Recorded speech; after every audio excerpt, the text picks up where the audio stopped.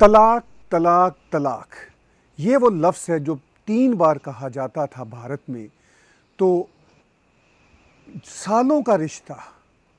ایک لفظ کو 3 بار کہنے سے ٹوٹ جاتا تھا، اور یہ سیکولرزم کے نام پہ بھارت میں عرصہ دراز سے ہو رہا تھا۔ اسلام کا یہ قانون نہ تو پاکستان میں تھا اور نہ بہت سارے اسلامی ممالک میں تھا۔ بھارت کی پارلیمنٹ میں راجیہ سبھا نے بل پاس کر دیا ہے اور کہہ دیا کہ یہ جو ٹرپل طلاق ہے یہ اس طرح نہیں چلے گی، اور ٹرپل طلاق پر سب سے زیادہ بات کرنے والے اور بھارت میں سیاسی دنیا کے اندر بھونچال لانے والے جناب عارف محمد خان صاحب، جو کسی تعارف کا محتاج نہیں، آپ ایکس یونین منسٹر ہیں اور اس سے زیادہ میرے نزدیک آپ ایک ٹرو اسکالر اور اسلامک عالم ہیں۔ میرے ساتھ ویڈیو لائن پر موجود ہیں عارف محمد خان صاحب، میں ان کو خوش آمدید کہتا ہوں۔ بہت بہت شکریہ آپ کا۔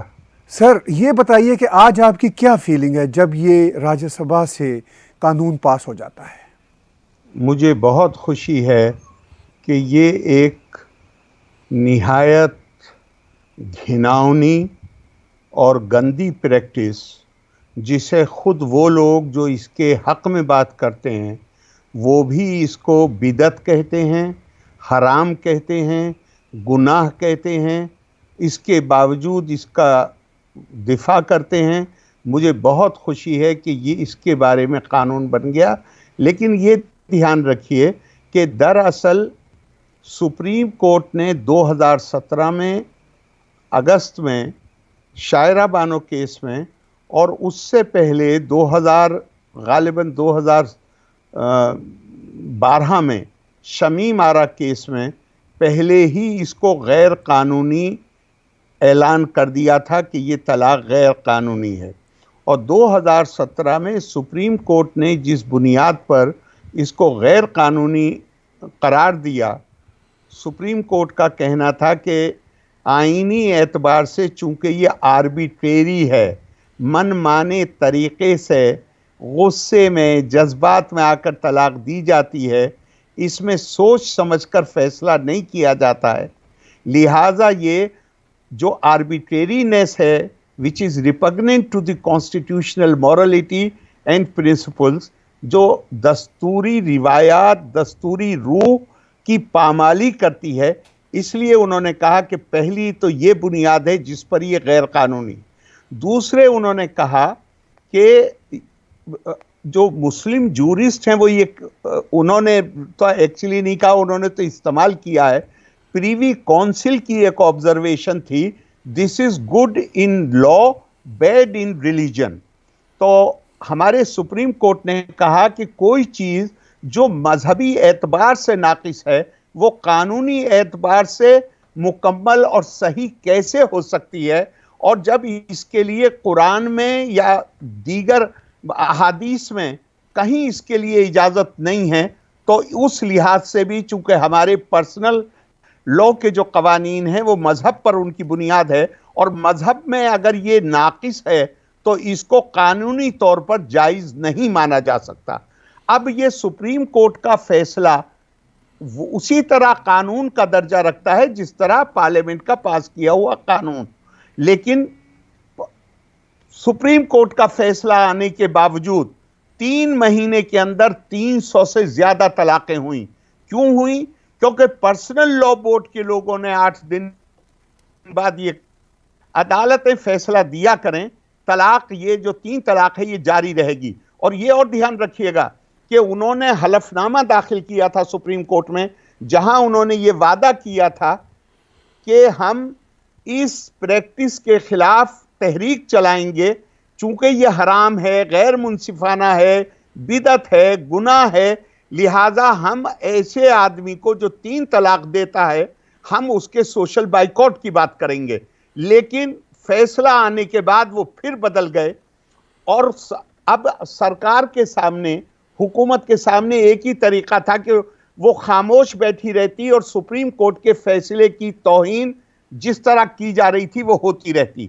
یہ بات سرکار کو بتائی گئی اور سرکار نے اس پہ اپنی ذمہ داری محسوس کی اور پھر اس کے بعد یہ قانون لے کے آئے، تو مجھے بہت ہی اچھا لگ رہا ہے کہ اب ہندوستان میں مسلم بچیاں جن کو جب جوان ہونا شروع ہوتی تھیں تو ان کے دماغ میں 3 طلاق کا ڈر بھر دیا جاتا تھا، ان کا ذہن متاثر ہوتا تھا، ان کی شخصیت متاثر ہوتی تھی، اب انہیں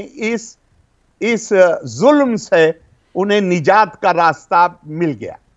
آپ نے سر فرمایا کہ جو لوگ اس ٹرپل طلاق بل کے پاس ہونے پر اس کی مخالفت کر رہے ہیں وہ بھی اس کو بدعت قرار دے رہے ہیں، مگر اس کے باوجود کیوں اس کی وہ مخالفت کر رہے ہیں؟ خاص طور پر جب میں غلام نبی آزاد صاحب کی بات سنتا ہوں، کیا وہ صرف سیاست کر رہے ہیں یا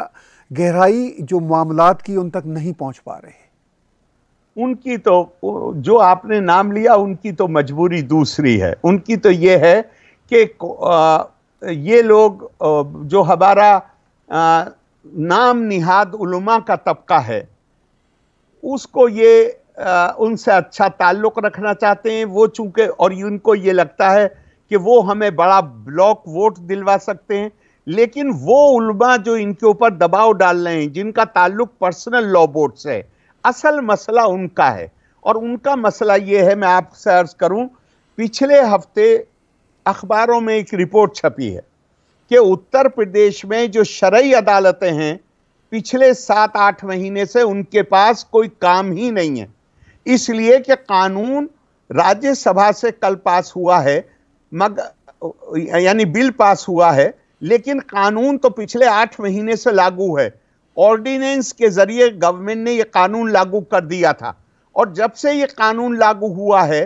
تب سے اخباروں میں کوئی کیس نہیں آ رہے 3 طلاق کے۔ اس کا نتیجہ یہ ہوا ہے کہ انہوں نے جو شرعی عدالتیں قائم کی ہوئی ہیں اس میں آج انہیں کرنے کو کوئی کام نہیں ہے۔ میں پہلے بھی بہت بار یہ بات کہہ چکا ہوں کہ اگر آپ کسی فتوے کی ویب سائٹ پہ جائیے، دیوبند کی یا کسی اور انسٹیٹیوشن کی ہندوستان میں، تو آپ دیکھیں گے کہ 90% سے زیادہ معاملات جن پر فتوے پوچھے جاتے ہیں وہ دراصل وہ مسائل ہیں جو 3 طلاق سے پیدا ہوتے ہیں۔ ایک بار جب 3 طلاق ختم ہو جائے گی، حلالہ خود بخود ختم ہو جائے گا، دوسرے مسائل خود بخود ختم ہو جائیں گے۔ سر آپ نے فرمایا کہ ایک بار جب 3 طلاق ختم ہو جائے گی، حلالہ ختم ہو جائے گا اور دوسرے مسائل ختم ہو جائیں گے۔ دوسرے مسائل کی جب ہم بات یہاں پر خاص طور پر کر رہے ہیں تو ہماری مراد جو مسلم کمیونٹی ہے بھارت میں ان کی ہے، تو کیا دوسرے مسائل کیسے حل ہوں گے؟ چونکہ ہم یہ دیکھتے ہیں کہ very tiny percentage of Islamist وہ کنٹرول کر رہے ہیں مسلم افیئرز کو بھارت میں، جبکہ مسلمز کی جو میجورٹی ہے وہ 9 to 5 ایک نارمل ریگولر لوگ ہیں، تو کیسے جو میجورٹی آف دا مسلمز ہیں وہ قابو کر سکتے ہیں، اپنی زندگی کو اپنے اختیار میں لا سکتے ہیں؟ دیکھیے یہ ٹائنی مائنورٹی جس کی آپ بات کر رہے ہیں کہ جو کنٹرول کر رہے ہیں، آپ اگر ہم تاریخ پہ نظر ڈالیں تو علی گڑھ تحریک نے ان کو بڑی حد تک مارجنلائز کر دیا تھا، اور 1986 اصل میں ہندوستان میں بڑی اہمیت کا سال ہے۔ 1986 میں پہلی بار جب شاہ بانو کیس میں اس وقت کی حکومت نے اس طبقے کی بات مان کر اور ایک قانون لا کے سپریم کورٹ کے ججمنٹ کو بدل دیا، اس وقت سے ان لوگوں کا اثر بہت زیادہ بڑھ گیا، لیکن اب پچھلے چند سالوں سے اب ان کے پاس وہ اثر نہیں ہے جو 86 کے بعد سے لے کے کئی دہائی تک چلا۔ آج لوگ بہت بڑی حد تک ایک بڑی تعداد ہے نوجوان۔ میں آپ کو ایک مثال دیتا ہوں، پچھلے سال سپریم کورٹ کے ججمنٹ آنے سے پہلے مسلم پرسنل لا بورڈ نے ایک سگنیچر کیمپین، دستخطی مہم شروع کرائی، جس میں یہ لکھا، اور جمعے کی نماز کے بعد وہ دستخط ہوتے تھے مختلف مسجدوں میں، اس کی ہدایت جاری کی۔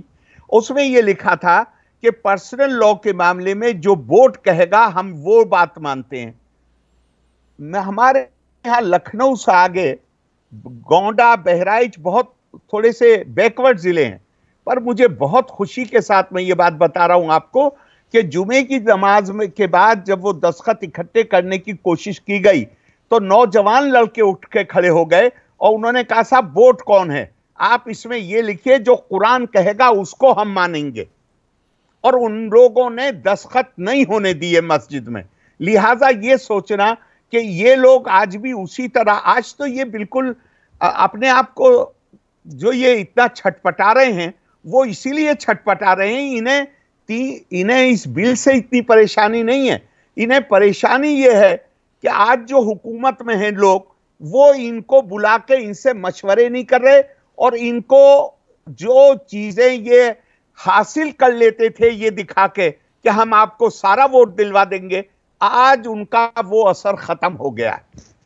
آپ نے فرمایا کہ آج ان کا اثر ختم ہو گیا، اور اصل مسئلے کی بنیاد شاید یہ ہے، اس بل کے پاس ہونے پر وہ شاید اتنے مسائل زدہ اپنے آپ کو محسوس نہیں کرتے، مگر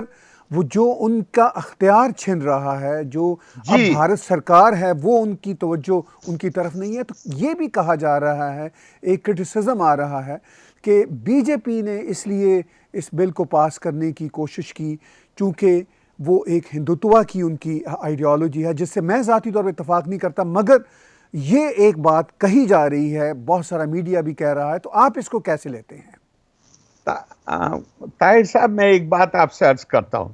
ان کا جو مینیفیسٹو ہے اس میں تو یونیفارم سول کوڈ کی بات کی گئی ہے. وہ یہ قانون جب لاتے ہیں تو ایک طرح سے اس کے ساتھ ایک بات تو پکی ہو جاتی ہے کہ وہ مسلم پرسنل لا کو نہیں ختم کرنا چاہتے. تو یہ ان کے ایجنڈے کا حصہ کہاں ہو گیا؟ یہ تو وہ حکومت کی ذمہ داری محسوس کرتے ہوئے اور یہ بات محسوس کرتے ہوئے کہ یونیفارم سول کوڈ تبھی آ پائے گا جب ہم پورے ملک میں اس کے لیے رائے عامہ تیار کر لیں گے، اور انٹرویننگ پیریڈ میں ہمیں اس قانون کو جاری رکھنا ہے. لیکن اس کے ساتھ اس قانون کے تحت جو ظلم ہو رہا ہے عورتوں کے ساتھ، جس پر سپریم کورٹ نے فیصلہ دیا ہے، میں یہاں پہ ایک سوال کی صورت میں جواب دینا چاہوں گا کہ سپریم کورٹ نے پہلے ہی فیصلہ دے دیا، اب اس فیصلے کی خلاف ورزی ہو رہی ہے. کیا سرکار خاموش تماشائی بن کر بیٹھی رہ سکتی ہے، یا اس کی یہ ذمہ داری ہے کہ وہ قانون لا کر اس بات کو یقینی بنائے کہ سپریم کورٹ کے فیصلہ جو ملک میں قانون کا درجہ رکھتا ہے، اگر اس کی توہین ہوتی ہے، اس کی خلاف ورزی ہوتی ہے، تو پھر ایسے لوگوں کو سزا بھی ملے گی. پھر اسلامی نقطہ نظر سے آپ دیکھیے، 3 طلاق سول معاملہ ہے، اس میں کوئی سزا نہیں دی جا سکتی، چاہے ہندو طلاق دے، چاہے مسلم طلاق دے، چاہے کرسچن یا کوئی بھی. لیکن 3 طلاق اسلامک فقہ میں کبھی بھی سول معاملہ نہیں مانا گیا. حضرت عمر کے زمانے میں ہی 3 طلاق دینے والے آدمی کو 40 کوڑے کی سزا لگائی گئی. کیا سول معاملے میں 40 کوڑے کی سزا دی جا سکتی ہے؟ میں نے ایک سوال اور بھی پوچھا کہ میں نے کہا کہ اویسی صاحب شکایت کر رہے ہیں کہ یہ سول کو آپ کرمنل کیسے بنا رہے ہیں. میں نے ان سے پوچھا کہ کیا آپ کوئی بھی مثال دے سکتے ہیں اسلامی فقہ سے جہاں اگر کوئی حرام کام کر رہا ہے، اس حرام کام کے لیے سزا کا پروویژن نہ ہو. پھر ایک بات یہ کہی جا رہی ہے کہ صاحب ہندو طلاق دے تو 1 سال اور مسلمان طلاق دے تو 3 سال. نہ 1 سال ہے کسی قانون میں طلاق پر، نہ 3 سال ہے. طلاق پر کوئی سزا نہیں دی جا سکتی، نہ اس کا پروویژن ہے. 3 طلاق نہیں ہے، یہ مجرمانہ عمل ہے، مجرمانہ فعل ہے. اس جرم کی سزا کے طور پہ اس زمانے میں جب جیلیں نہیں ہوتی تھیں تو 40 کوڑے لگوائے جاتے تھے. آج تو اگر 40 کوڑے آدمی کو لگوائیے تو اس کی جان کے لالے پڑ جائیں گے. آج تو صرف یہ کہا جا رہا ہے کہ اگر وہ جان بوجھ کے عدالت کی توہین کرتا ہے، جان بوجھ کے اس کام کو کرتا ہے جو غیر قانونی ہے، تو پھر اس کے لیے سزا کا پروویژن ہونا چاہیے.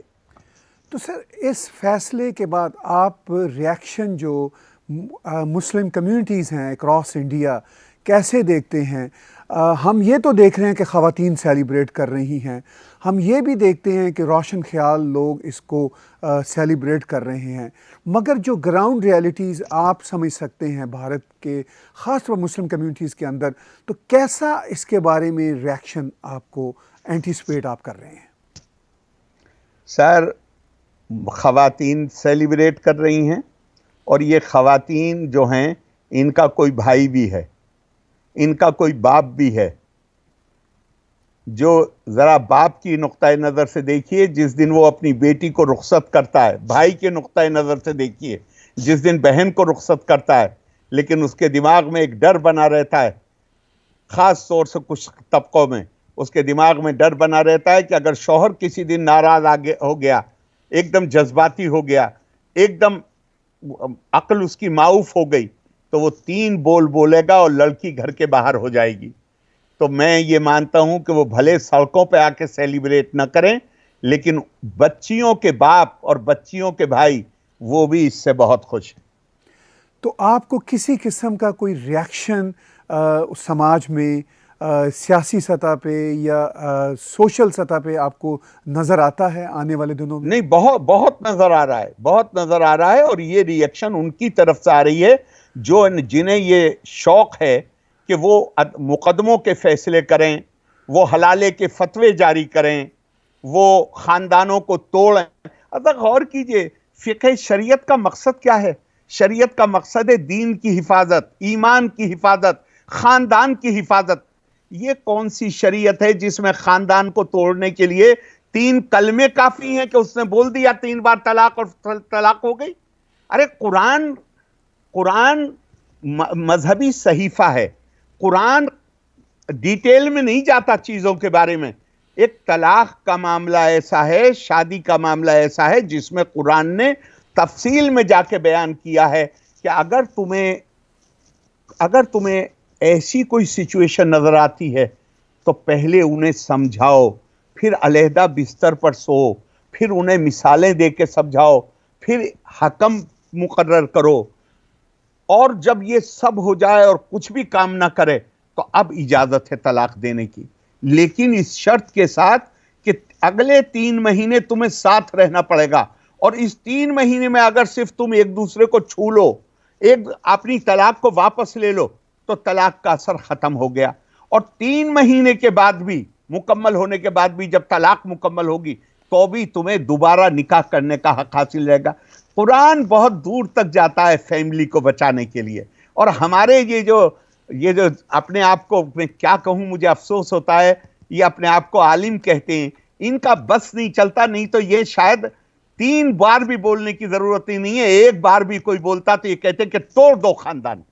ان کی دلچسپی خاندان کو توڑنے میں. اگر خاندان ٹوٹے گا تو سوسائٹی کیسے اسٹیبل ہوگی؟ وہ عورت صرف مظلوم نہیں بنتی ہے، اس کا پورا خاندان مصیبت میں مبتلا ہو جاتا ہے. اور اگر بچے ہوتے ہیں تو وہ ان سے بھی زیادہ مصیبت میں مبتلا ہوتے ہیں. اللہ جانے کہ ان کے دلوں میں کوئی درد ہے یا نہیں ہے. تو آپ نے فرمایا کہ یہ ایک طرح کے اسپیشل انٹرسٹ گروپس ہیں جن سے ہم ایک ریاکشن ایکسپیکٹ کریں گے، بیکاز ان کا جو اپنا دکانداری کا یا ٹھیکیداری کا جو معاملہ ہے، آپ صحیح کہہ رہے ہیں، وہ ختم ہو رہا ہے. تو اس ساری صورتحال میں آپ اور میں اور ہم سب ایک ریاکشن ایکسپیکٹ کرتے ہیں، مگر وہ ریاکشن کس حد تک بھارت کے سماج اور پالیٹکس پر اثر ڈالے گا؟ مجھے لگتا ہے کہ اثر اتنا ہوتا ہے. دیکھیے، ایک کہاوت ہے کہ غنڈہ آپ کو اتنا ہی دبا سکتا ہے جتنا آپ دبنے کے لیے تیار ہو. یہ اگر حکومت ذرا سا اس کے اندر کمزوری ہے اور حکومت ان لوگوں کا استعمال کرنا چاہتی ہے ووٹ بینک کی پالیٹکس کرنے کے لیے، تو ان کا اثر پورا پڑ سکتا ہے. لیکن آج اس کا کوئی چانس نظر نہیں آتا. میں یہ صرف مسلمانوں کے تعلق سے نہیں کہہ رہا ہوں، ملک میں جو دوسرے ووٹ بینک بھی تھے وہ بھی پچھلے الیکشن میں بالکل ایسے ہو گئے جیسے غائب ہو گئے. اس ملک میں اب ایک نئی سوچ، اور ہونی بھی ہے، اس لیے ہونی ہے کہ یہ بڑا قدیم ملک ہے، لیکن اب یہاں کا ڈھانچہ، آپ اگر غور کریں جس لیول پہ ایجوکیشن آ رہی ہے ہندوستان میں، تعلیم ہو رہی ہے، جو اس کی شرح ہے آج، جس لیول پہ اربنائزیشن ہو رہا ہے، وہ پرانے جو ہیولے تھے وہ ایک ایک کر کے گرتے جا رہے ہیں. اس لیے مجھے اب اس کا کوئی چانس نظر نہیں آتا کہ یہ لوگ کوئی واقعی کوئی ایسا جس کا نوٹس لیا جا سکے ایسا اثر ڈالنے میں، حکومت پر تو چھوڑیے، اب یہ مسلمانوں پر بھی اب جو یہ کال دے رہے ہیں کہ اسلام خطرے میں ہے، اب لوگ نہیں سنتے. آپ نے، مجھے نہیں پتا کہ آپ نے وہ رپورٹ پڑھی ہے یا نہیں،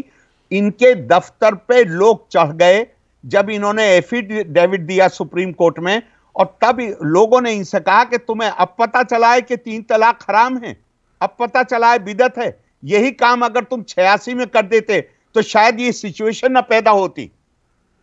تو اب مسلمانوں میں ماحول بہت بدل گیا ہے. آپ نے فرمایا کہ مسلمانوں میں ماحول بہت بدل گیا، اور جب ہم آپ کی زبانی یہ بات سنتے ہیں تو ہمیں ایک حوصلہ ہوتا ہے، اور یہ اب سمے آ گیا ہے کہ واقعی ماحول بدلے. ہم بھی جو مسلم کمیونٹیز ہیں اکراس دا ورلڈ، وہ بھی دنیا کے ساتھ شانے سے شانہ ملا کے آگے چلیں. بھارت میں آپ کو نئی سرکار یا مودی 2.0 سرکار میں یہ سفر کیسے نظر آ رہا ہے؟ دیکھیے، جو بھی وجوہات ہیں، لیکن یہ حقیقت ہے کہ بی جے پی سے، اور بی جے پی کی آج سرکار ہے، یہ حقیقت ہے کہ بی جے پی سے مسلمانوں کی دوری رہی ہے. اور یہ دیکھیے بہت بڑا ملک ہے، 1 بلین اور 30 ملین لوگ ہیں یہاں پہ، 1.3 بلین کا ملک ہے. یہاں پہ پچھلے جب سے یہ سرکار آئی ہے، یہ بات صحیح ہے کہ کچھ موب لنچنگ کے واقعات ہوئے ہیں، لیکن میں نے بہت دفعہ یہ بات میں، اور ایک بھی، کتنے بھی لوگ مارے گئے ہوں، میں یہ مانتا ہوں اگر ایک بھی معصوم آدمی مارا جاتا ہے تو یہ اپنے آپ میں ٹریجڈی ہے. اور میں جب یہ بات کہتا ہوں تو میں بہت زور سے کہتا ہوں کہ میں لنچنگ کا سروائیور ہوں. میری جو فیلنگز ہیں لنچنگ کے بارے میں وہ بڑی شدید ہیں. مجھے تقریباً میرے اوپر حملہ کر کے شاہبانوں کے بعد، میرے استعفے کے بعد میرے اوپر جتنے حملے ہوئے ہیں، اور جامعہ ملیہ اسلامیہ میں مشیر الحق صاحب کے انتقال کے موقع پر جب ان کی تدفین ہو رہی تھی تو بلیک آؤٹ کر کے میرے سر پر لوہے کی راڈ ماری گئی، اور مجھے جب میں بے ہوش ہو کے گر پڑا، اور جب مجھے آل انڈیا انسٹیٹیوٹ لایا گیا تو ڈاکٹروں کا کہنا تھا کہ اگر 10 منٹ اور تاخیر ہو جاتی تو کیس بہت کریٹیکل ہو جاتا. لہٰذا میرے اپنے ذاتی احساسات اس معاملے میں بہت زیادہ شدید ہیں. میں ہرگز قبول کرنے کو تیار نہیں ہوں کہ کسی کی لنچنگ ہو، لیکن جو چیز امید افزا ہے وہ یہ ہے کہ پچھلے 5 سال میں ہندوستان میں ایک بھی فرقے وارانہ فساد، کوئی بڑے لیول کا فساد کہیں نہیں ہوا. اور شاید یہ آزاد ہندوستان کی تاریخ میں پہلے 5 سال ہیں جس میں کوئی فساد نہیں ہوا ہے. پچھلے 5 سال کی اگر آپ فگرز پہ نظر ڈالیں، اتنے مسلم بچے ایڈمنسٹریٹو سروسز میں کسی 5 سال میں نہیں آئے ہیں جتنے پچھلے 5 سال میں آئے. کہیں کوئی ایسی شکایت نہیں ہے کہ کسی کے خلاف کسی قسم کا کوئی ڈسکریمنیشن، امتیاز برتا جاتا ہو سرکاری نوکریوں میں کہیں پہ، اور اس بنیاد پہ کہ وہ کس مذہب سے تعلق رکھتا ہے. مجھے پکا یقین ہے کہ آنے والے دنوں میں یہ جو ایک مزاج بنا ہوا ہے جہاں مذہب، سیاست کو ہی مذہب بنا لیا جاتا ہے، اور ایک پارٹی کے حق میں اس طرح بات کی جاتی ہے کہ مسلم ہے تو فلاں پارٹی میں آ، مجھے لگتا ہے ہندوستان میں وہ ٹوٹ جائے گا اب. اور ہندوستان میں جس پارٹی کو سپورٹ کرنا چاہے وہ اس پارٹی کو سپورٹ کرے گا. اور جو یہ فرقے وارانہ مطلب مذہبی بنیادوں پہ جو مخالفت ہوتی ہے، مجھے لگتا ہے کہ اس سیاست کا اور اس کا جو مکسچر ہے وہ آہستہ آہستہ زائل ہوتا چلا جائے گا. آپ نے بڑی ایک خوشائند ہمیں جو اطلاعات دی کہ لگتا ہے کہ اب جو صورتحال بھارت میں جا رہی ہے وہ 21ویں صدی کے ساتھ کمپیٹیبلٹی بن رہی ہے بھارت پورے کی، اور اس میں مسلمان کمیونٹی بھی اس میں شامل ہوتی نظر آ رہی ہے. مگر ہم یہ دیکھتے ہیں آن دا ادر ہینڈ کہ بہت سارا میڈیا یا بہت ساری جو اپوزیشن کی پولیٹیکل پارٹیز ہیں وہ ابھی بھی بہت زیادہ شکوے کر رہے ہیں اور یہ کہہ رہے ہیں کہ مسلمز کے رائٹس بہت سنب کیے جا رہے ہیں، مگر جو پکچر آپ ہمیں دکھا رہے ہیں وہ میں اس سے ایگری بھی کرتا ہوں اور سمجھتا بھی ہوں، لیکن ہم کیسے ان کو رسپونڈ کریں؟ کیا وہ کنونس ہو جائیں گے جو ایگزیکٹ اعداد و شمار آپ کے پاس ہیں؟ دیکھیے، میں آپ کو اس طرح کہتا ہوں کہ یہ جو لوگ جو یہ سینس آف وکٹم ہوڈ پیدا کرتے ہیں، جن کا کام ہی یہ ہے کہ صرف شکایتیں کریے، صرف لوگوں کے دماغوں میں ڈر بھریے، انہیں تو آپ کبھی بھی ٹھیک نہیں کر سکتے۔ 1946-47 سے پہلے یہاں مسلمانوں کو بتایا جاتا تھا کہ ہندوستان میں تمہارا مذہب خطرے میں ہوگا، تمہاری تہذیب خطرے میں ہوگی، تمہاری زبان خطرے میں ہوگی، اور کہتے تھے مسلم ہے تو مسلم لیگ میں آ۔ لیکن آج کی تاریخ میں جتنی کل آبادی ہے پاکستان کی، اس سے زیادہ آبادی ہندوستان میں مسلمانوں کی ہے، اور پاکستان میں ہم اپنی مسجدوں میں آرام سے نماز پڑھتے ہیں۔ پاکستان میں جو مسجد میں نماز پڑھنے جاتا ہے جمعے کی، اسے یہ ڈر لگا رہتا ہے کہ پتہ نہیں کون میرے اوپر بم مار دے گا۔ پھر ہم نے 1986 میں دیکھا کہ 1986 میں جب کانگریس کے پاس 407 ایم پی تھے، اس وقت ان لوگوں نے ڈر پیدا کیا کہ اگر شاہبانوں کے ججمنٹ کو نہیں بدلا گیا تو ہمارا مذہب خطرے میں آ جائے گا، ہمارا تشخص خطرے میں آ جائے گا۔ آج بی جے پی کے نام پہ وہی ڈر پیدا کیا جا رہا ہے۔ تو ان کا تو جو یہ لوگ یہ پیشے ور ڈر پیدا کرنے والے ہیں، ان کا تو ہمارے پاس کوئی علاج نہیں، نہ ہم انہیں ٹھیک کر سکتے ہیں۔ جی ٹھیک کہہ رہے ہیں آپ۔ میں آخر میں آتا ہوں سر، اس بات کی تھوڑا سا ٹچ کرنا چاہتا ہوں۔ ہم یہ ایک تاریخ ساز